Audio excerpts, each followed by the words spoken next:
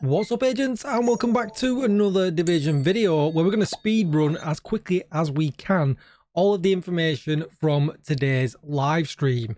Don't forget to like, share, comment and subscribe. A huge thank you for the 30k subs here on YouTube. You guys are absolutely incredible. I could not do it without you guys and the Division game. They have been extremely kind to me over the last month or so. My trip to Massive, the follow that I got on the X account, I just can't thank you all enough. Everyone that likes the post, comments, it feels like all of a sudden I'm actually becoming a legitimate Division creator, like from this small channel that just likes to play the game to actually a bit of traction. I don't really know how else to put it. You can already probably tell that I'm baffled with what to say. I don't tend to script my videos or anything like that. So just thank you from the absolute bottom of my heart, and I will continue to do my best for you guys and everything that I can do to cover the Division and whatever else comes our way. With all that said, let's get into it. Right, okay, so I've got a lot of notes here. Leo had a lot of questions, and he handled it as always. He's a brilliant addition to the team. I think he's great. I think as far as community-wise goes, I think everyone's kind of adopted him. He asked the questions as if he's one of us, which I think is really good. And yeah, fair play to Yannick as always. I think he answered as much as he could with a little bit of extra, I think he gave us today, which was also really cool from him as well. Apart from obviously if you didn't get the answers that you wanted, like the PvP guys, I guess were probably unhappy with the stream, but we'll get to that a little bit later on. Right, there's going to be no spoilers, so you've nothing to worry about here either if you're getting worried about that. But the DLC is 6 days away, and that's also going to introduce Year 7 Season 1 on the 27th. It's going to launch for purchase. So just remember this, launch for purchase on the 27th at 8 AM CEST. Access will start after a maintenance, so not at the same time. So the game will go down as normal. There'll be a patch, probably 3 hours maintenance, and then you'll be able to play the game right after the servers come back up. But you'll be able to purchase the game, well, the DLC, from 8 AM CEST on that day. There's no pre-order or anything like that, because because basically even if you own it or not, you'll download the patch with everything included on that day. So basically you'll download it whether you own it or not. So basically you'll purchase it and be able to instant access it anyway. Right, okay, so then they talk. I'm not going to tell you the questions apart from a couple of them that I think are important, but I'm just going to feed you all of the information as quickly as I possibly can without ranting and making it sound terrible. So the old Ultimate and Gold editions, whether they be physical or download, will not include the DLC. You have to buy the brand new Gold or Ultimate editions that are on the store. So anything physical will not give you the DLC. You're never going to be locked to Brooklyn once you start playing. You're free to travel away from it if you wish. It's not going to be like Warlords of New York. That was like that because you had to level 30 to 40, so they wanted to hold you in that appropriate area. Then we have this question from Hunter451. I hope I got his name right. What a backdrop, by the way. And he just asked if there's going to be any nods to Division 1. And Yannick basically talked about this quite a lot, but the brief overview of the answer was you basically start in the same place Division 1 started. So there's going to be a lot of the same streets. It's going to be very similar in feeling, but they've redesigned it from the ground up. They talked about that a little bit later on. But they're also going to have this room available, which Yannick talked about here. This was the room where basically on the launch of Division 1, everybody queued up so they could hit the laptop one by one. So this was actually pretty crazy, but it was great for Cass from my Discord to dig this picture out to go with the explanation that Yannick talked about. He did say there will be some guided areas that you'll go to within Brooklyn, but there'll also be other areas that won't be guided that you'll be able to go to and revisit from Division 1. He also did mention that the Brooklyn map is bigger than that Division 1 initial area. Don't get confused if people think it's just that initial area. It's not. It's definitely bigger than that. All right, moving on. Hopefully you can't hear rustling of paper in the background. So Brooklyn is its isolated story. It fits within the current Division 2 timeline, but it's still going to be completely understandable for anybody that's new to the franchise. They've made it basically so that people can jump in late to the game. If they've never played anything Division 2 or Division 1 previously before, they can jump in and enjoy it. There'll be a Division 1 feel all the way through, although it is a new story and a new space that they basically redesigned for this DLC. There's going to be new modifiers that are going to give you that Div 1 feeling along with that story. The DLC, as we just mentioned, was built from ground up, from scratch. They didn't use anything from Division 1. They did refer to it, obviously, but it runs on a different engine and different metrics. And they said, obviously, it's bigger than the Division 1 starter area. There's no snow. People keep asking about that in clever ways. It's going to be the new autumn weather system that is exclusive to that area, plus all the other weather effects that we've got already in DC and New York. There's no LAN connection in between, so you have to fast travel to get to the new area. Then they talked about what you can do after you finish the storyline. What's the replayability of it? They talked about a few things. So priority objectives will take you there. There's going to be no invasion. There will be targeted loot. You'll be able to replay the missions. There's going to be world bosses, obviously open world activities, the hunter, the collectibles and things like that. But one interesting point that Yannick made, I don't think too many people picked up on. We've obviously got the brand new world missions that we can replay. And some of them can be completed really, really fast. So the map does have targeted loot that recycles every day, but he said he thinks that they will become a good farming opportunity for that targeted loot on said day. So we need to check that out when it goes live. There's no plans for a new incursion or raid, and he did say just yet. So hopefully that may be in consideration for later on at some point in the game's in game's life before we see Division 3. There's only one exotic, which is the mask that we've seen on the videos. They didn't want to lock any exotics behind a paywall, and it's effectively, if an exotic is behind a paywall like that mask is, not everybody has access to it. So only one exotic because of that reason. The level 30 boost stays. The level 40 boost works in the same way. You can delete a character and boost as many times level 40 as you want. They're not changing any of the level 30 boost mechanics. They're basically leaving that in because it becomes with the Warlords of New York expansion, and they still want that progression to be in there. If somebody does want to start at 30, they can boost to 30 and then progress through Warlords as well.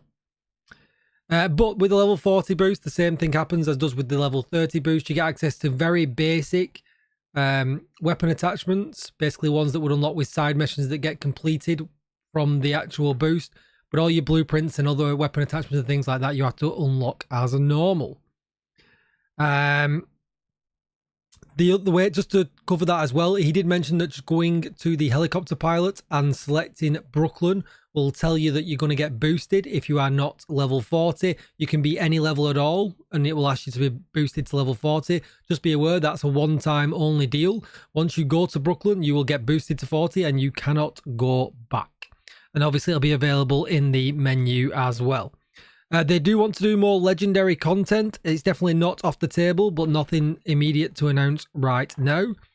When asked about the Lexington that a lot of people asked about, Yannick smiled and said maybe, which kind of indicated that it's probably going to be back on Tuesday. He did say it's nothing to do with Brooklyn, but I kind of just feel like it's going to be in everybody's stash. I don't know, I'm just guessing, but I expect it to be back very, very soon. The Brooklyn area holds a new skill, which we know about. Smart cover is coming. And also the other difference is that the control points have the extra ingredients, depending on how difficulty that the difficulty that you played on. They also talked about the purple flame. And if you didn't catch details on that on the previous stream, that's not a status effect. Basically, you catch fire and get the purple flame. It ticks away like the armor directive at your armor and basically reduces that your maximum value. You can't heal it, you can't do anything about it, but when you come out of combat, you completely heal. That's from the previous stream. That wasn't from this stream, but I thought I would add that in because not a lot of people seem to know about it. There are other surprises in the DLC that they have not announced and they have not talked about, so there's more to come than we actually know. Then we had Cheshire Cat put a question in about cats, how they're going to be cats in the DLC and are we going to be able to stroke them. Yes, there's cats as there is in the rest of the game, but we are not able to pet them. Then they talked about a little bit about improving seasons with the Season 2.0 model that we've got right now. Obviously, we're getting the new modifiers next season that are kind of Division 1 based. But what they want to do is kind of ramp up the gameplay experience from them. They're going to try new gameplay experiences that might be more disruptive to us as players. And basically not just a fresh coat of paint on the modifiers every season. They want to add more and more and more to it. And we're going to see stuff from that. Not necessarily on Tuesday, but coming back soon. Someone asked about apparel events. They are going to come back in one way or another. They just don't know how quite yet because they want to make it a gameplay experience rather than people just play to get keys.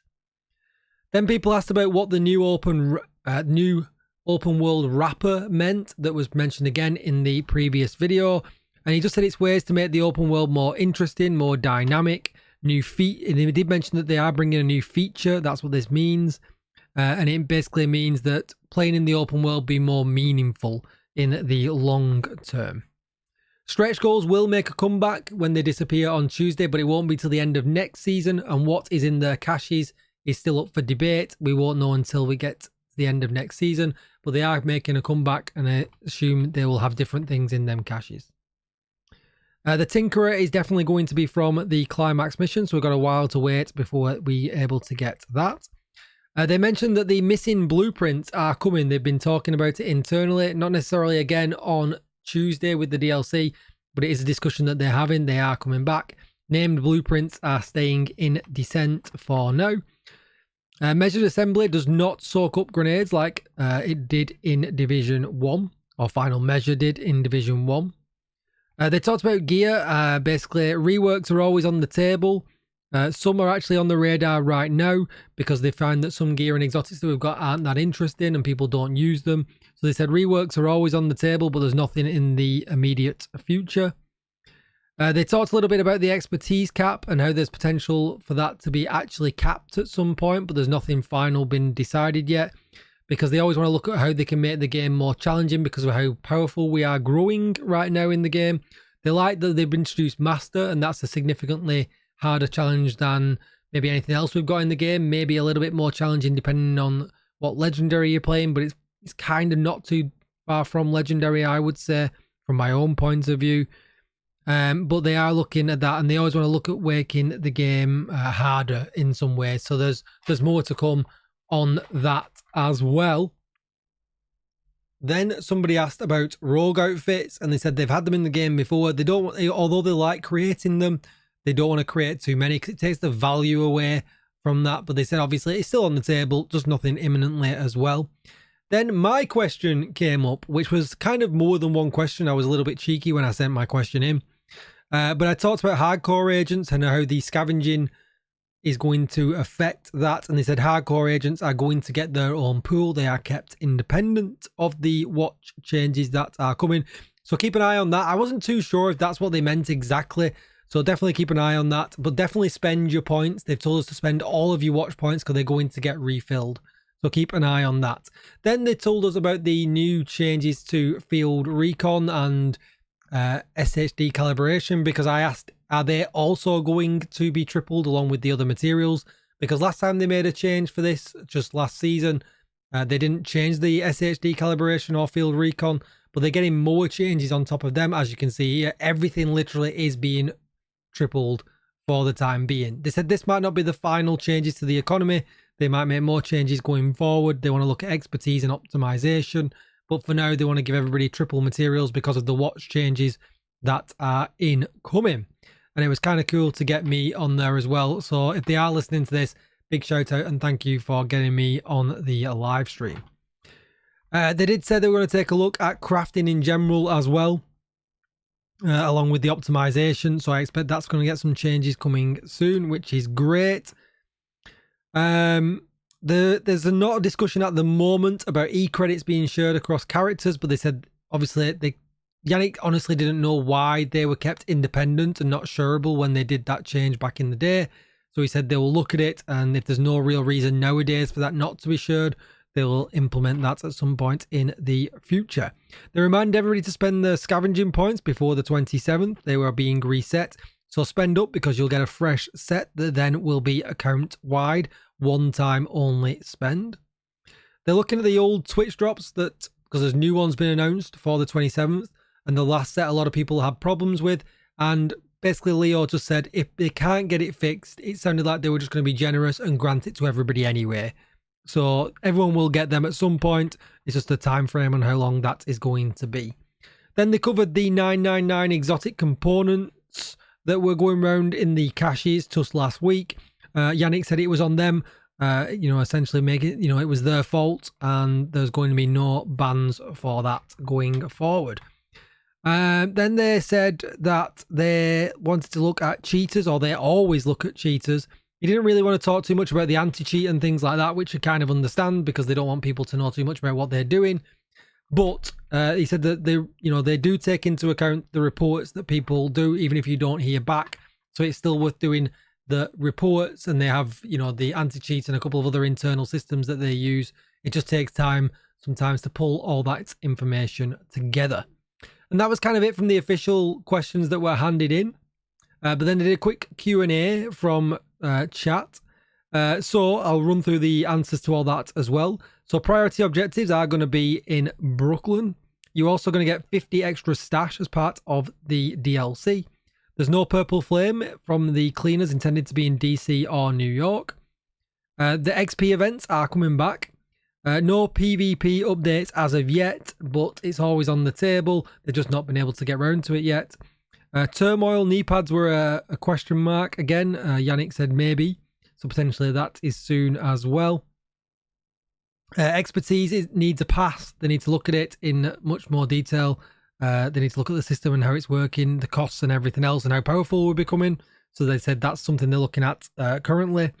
There's no stronghold in the new DLC, but the last mission is long and could be considered a stronghold. The map is smaller than Warlords of New York, which we've seen that already.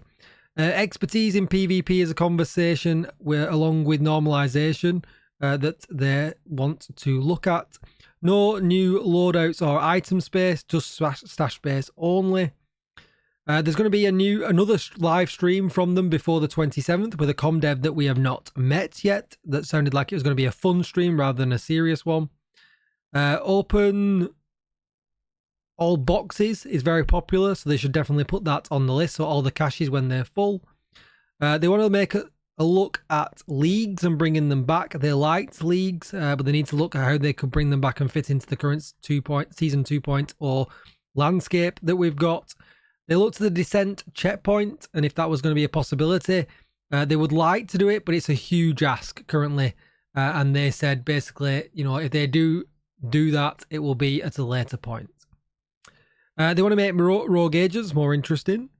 Any apparel from the China game is done on a case-by-case basis. No survival. Yannick likes eating pizza and sandwiches. No Yannick Hunter. There's already a Yannick boss in the game. No new specializations, and the spec revamp is still on hold. And I currently expect whatever they did for that spec revamp is probably way out of date now anyway. So if they were going to do something, it would probably be new.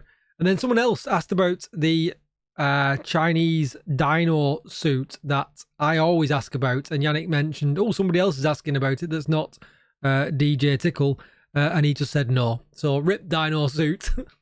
If that will ever come or not, I don't know, but that is going to be it for the video. Don't forget to like, share, comment and subscribe. There was some other news today. I'll be back with another video about that a little bit later, which is I think it's pretty big, but this video is already way too long, so I appreciate your time, agents. Thanks again for the 30k. I love you all very much, and I'll see you in the next one.